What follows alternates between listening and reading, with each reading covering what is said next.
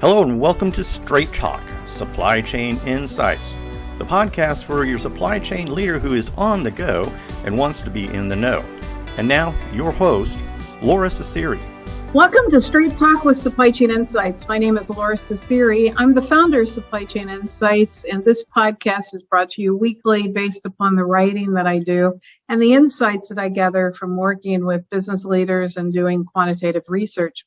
Today, Alex Wisniewski and I are going to talk about my latest blog post on resilience in the face of change. Alex, welcome to the show. Thank you for having me, Laura. Alex, tell the group real briefly about you. You're Gen Y, and I thought it would be useful to have you interview me on the blog post to get kind of a cross-generational view. And you work with Digital PMO Group doing project management on digital transformation, right? I do, yes. We focus on digital supply chain transformation for Fortune 100 companies, really focusing on the technology agnostic side of the house and working to improve the digital transformation and the program management of that project for organizations with a focus on value realization. But Laura, our paths crossed last year when I started to help you out with the Supply Chain Insights Global Summit and the social media aspect, helping you with some Twitter and LinkedIn posts with that. And I was so excited when you asked me to help again this year. Yeah, it's great to have some help. I appreciate all the work you did as a volunteer at the conference. So, Alex, I understand you got some questions for me on this blog post. What did you think of the blog post? I do. So you started off the post with a story that generated the article. And it was after seeing kind of some of the continuity or the business continuity case studies in the headlines, you've been thinking about business resilience and the role of supply chain. And I've seen those same articles, and I was looking for a great way to articulate it. And I'm really looking forward to some of your overviews for how we can think about this and think about business resilience in a new way. Okay, well, let's get into it. So, Laura, over the last decade, you highlight one of the driving issues of supply chain performance regression combined with historic practices not matching up to the challenge, and traditional technologies approaches have failed.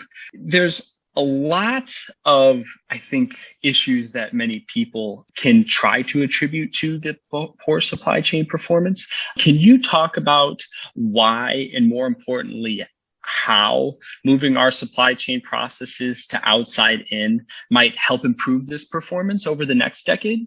Alex, our current thinking is very supply-centric. Our current planning technologies look to consume a demand signal based upon imperfect data to basically translate error to a fixed number. We don't really have the ability to do what-if analysis on demand, to see the difference between demand shifting and shaping, to see baseline demand, and to understand the impact on complexity. And so it's sort of like we're driving blind down, a dark highway with lots of, uncertainty, but we're very supply centric. Where we're thinking about are things like control towers and transportation management solutions that are all about reactivity, not about sensing, not about scenario management, not about modeling, not about design.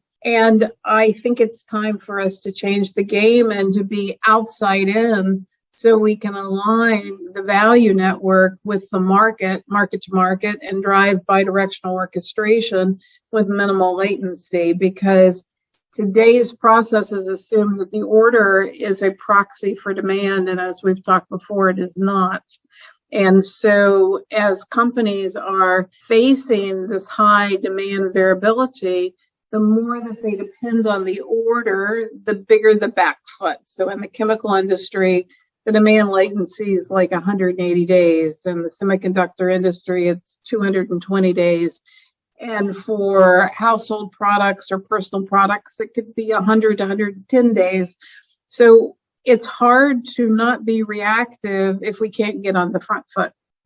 What did you mean when you said value network and you were talking market to market value networks? Can you elaborate how that fit into that piece? That was the one I didn't quite understand. So a value network is the effective connection of processes between trading partners. And very few companies have effectively built value networks. So an example of a value network is Walmart Retail Link or Target's Partners Online, or TSMC's value network to help their trading partners understand what's happening on digital transformation and semiconductor. Other companies have only integrated data, so they've passed data from point to point, but they don't own the process of how to use that data with process definition to drive value.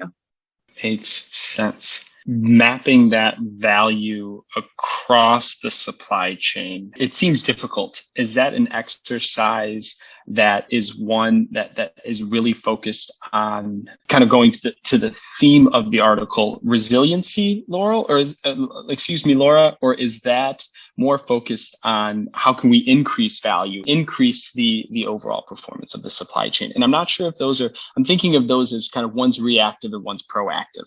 So resiliency is the ability to have consistency of balance sheet results and hinges a lot on cash to cash. And if you look at what's happened in the last year, volume has gone up for most companies 28 to 30%, which takes cash. Inventory turns have gone down because of the longer in transit inventories, which eats cash. And we have issues with supplier constraints, so we can't elongate payables, which doesn't help us to accelerate cash to cash. For many years, we haven't made progress on inventory turns, but we've elongated payables to improve cash to cash artificially. So we're kind of hamstrung right now, which is one of the issues that I cite with the Revlon bankruptcy and the Best Buy CEO change and the Target restatements. We're going to see a whole litany of those kind of activities because our cash to cash cycles are tightening. And in the face of inflation, where the costs are higher, and perhaps a double dip recession, where both the preferences of the shoppers will change, but also the relative inputs will change, we have a lot of market variability. And we need to manage cash to cash cycles differently, more holistically.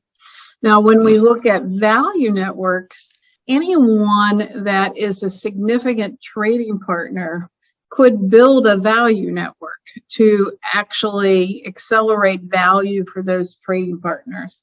So Murph with TradeLens is an example of a value network in shipping where they have worked on the automation of documents. Walmart Retail Link was a value network to help the trading partners with Walmart better use channel data or their store data to improve shipments. No company has stepped up to the plate across the industry players to build value networks like those. And that's an opportunity because the greatest waste in the supply chain, because 70% of carbon, water, impact on the environment is in the value network, not in the enterprise.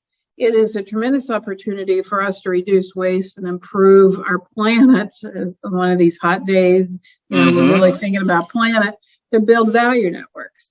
But we lack industry leadership. And let me tell you a story. So, when you scan a product at a grocery store, there's a UPC code. Yep. And most people don't think about that. They just accept it. But in the 1970s, that was really driven by leaders like Sandy Douglas at Coca-Cola and Danny Wegman at Wegmans, and spurred on by the head of Smuckers. And, a number of CPG and retailers came together to say, could we streamline the checkout?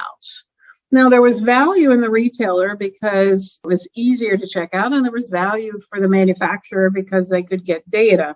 That is an example of leadership. people coming together to say, how do we improve the value in the value chain by driving this? And another example is the evolution of EDI in automotive, which was like in the 1960s, 1950s, where we used EDI, and automotive led in this area with the trading partners to basically streamline supply into manufacturing.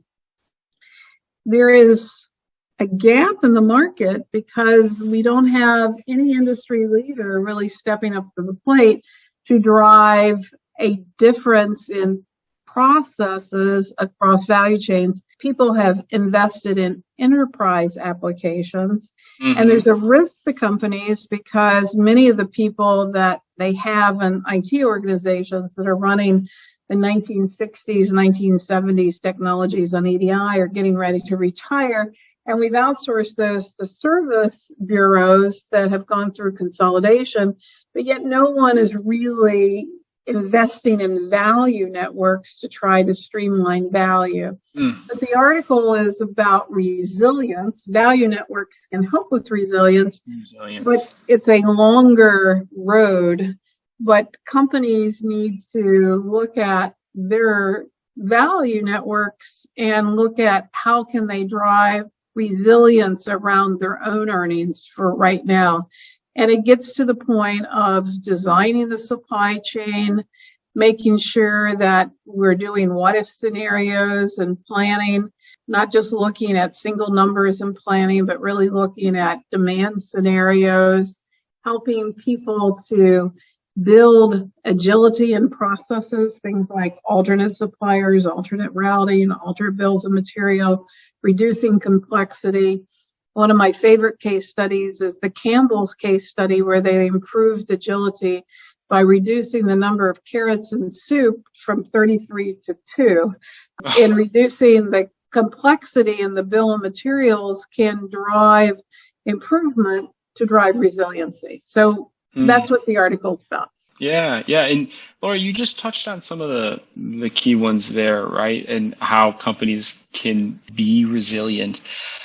Companies that are driving, I think, the business continuity, you mentioned the article, actively design their supply chains, they manage their complexities, they align cross-functional teams. And those three are kind of in tandem with the ones you just mentioned. I think it was 4 that you just mentioned around agility, complexity, scenarios, et cetera.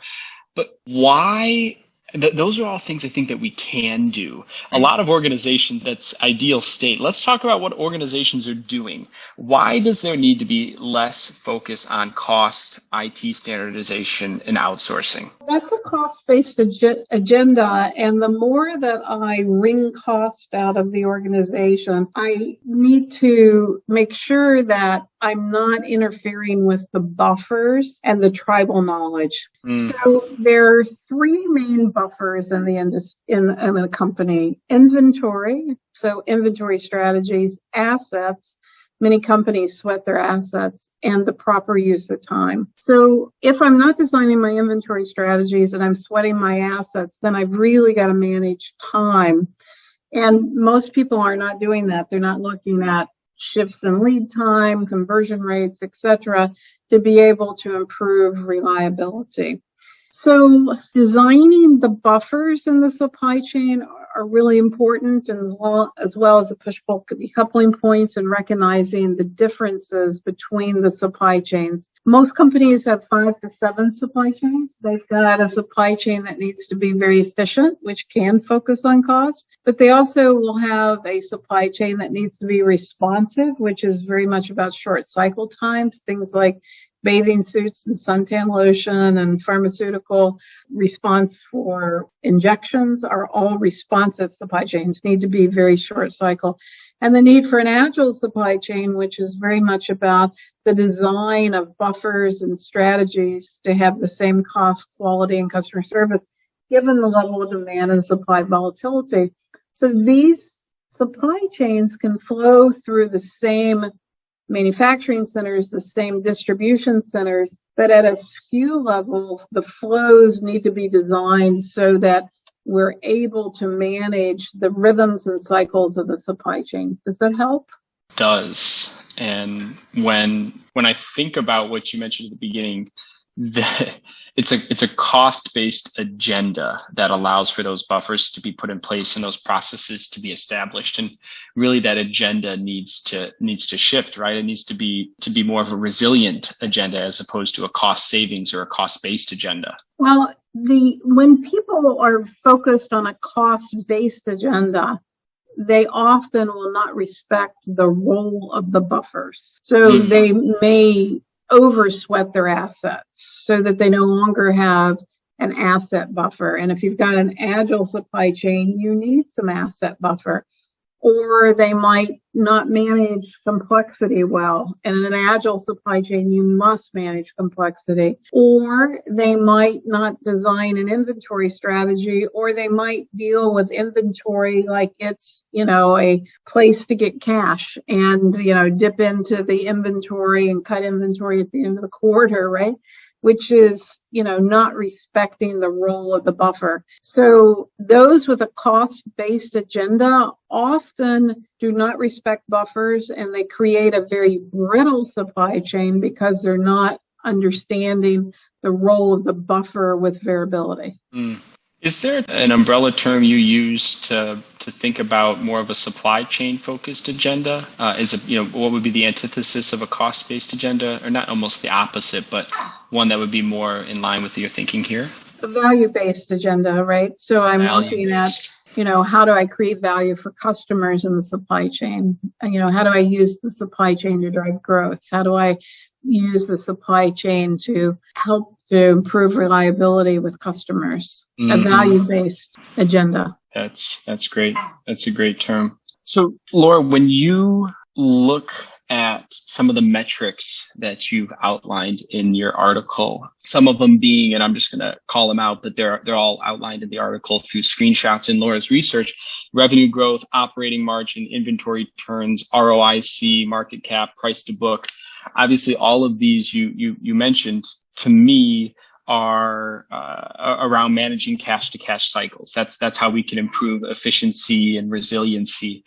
Can you use the consumer product companies that you mentioned in the article as an examples to why some of these metrics or a few of these metrics are important to you while you're looking at resiliency? So the article is about improving cash to cash and being able to weather the market storm. And the example I give is really consumer products, which we've got different players there. So a company like Colgate sweats their assets, very focused on cost, and they do a lot of demand shaping, but they're not clear on the difference between shaping and shifting. So they're actually moving volume, which increases costs and doesn't improve the baseline demand. Okay. They're very focused on IT standardization, and they're very focused on efficient plants, OEE, very functional metrics. A company like Procter & Gamble is better than Colgate at demand planning. They sit on a lot of market data, but they don't use the market data to drive the insights for the supply chain because it's not perfect data. And part of the art of the possible in analytics is the ability to use imperfect data to actually drive demand flows. So Procter & Gamble is an opportunity there. Procter & Gamble is very advanced in manufacturing scheduling, lacks the capability and the tactical planning to drive a buy plan, hasn't really thought about the need for bidirectional orchestration and alternate bills of material, alternate supply, alternate routes, and that ability to be flexible and agile as the market is changing. Someone like Reckitt Kaiser, who is also very much based on a cost-based agenda, is very efficient, very much about headcount, not as resilient as a company like P&G.